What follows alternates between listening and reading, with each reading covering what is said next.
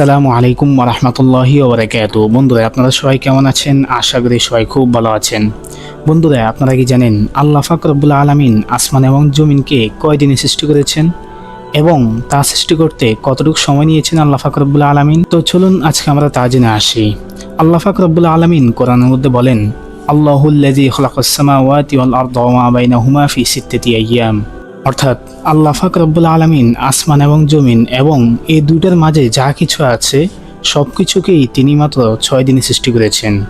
জি বন্ধুরা, মাত্র তিনি 6 দিনে সৃষ্টি করেছেন এবং তিনি আসমান এবং জমিন সৃষ্টি করার কাজ শুরু করেছেন রোববারে আর শেষ করেছেন শুক্রবারে। এখন আমাদের প্রশ্ন হতে পারে যে আল্লাহ পাক রব্বুল আলামিন যদি ইচ্ছা করতো আমি আসমান এবং জমিনকে সৃষ্টি করব, তাহলে তো এমনিতেই সৃষ্টি হয়ে যেত।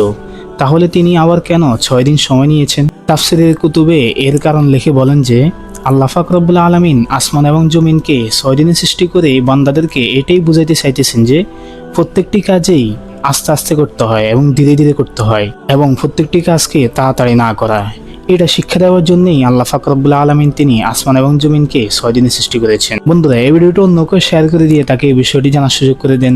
আর এমনই ইসলামিক ভিডিও পেতে আমাদের চ্যানেলটিকে সাবস্ক্রাইব করে রাখুন। তো দেখা বন্ধু কোনো ভিডিওতে। আল্লাহ হাফেজ। আসসালামু আলাইকুম ওয়া রাহমাতুল্লাহ।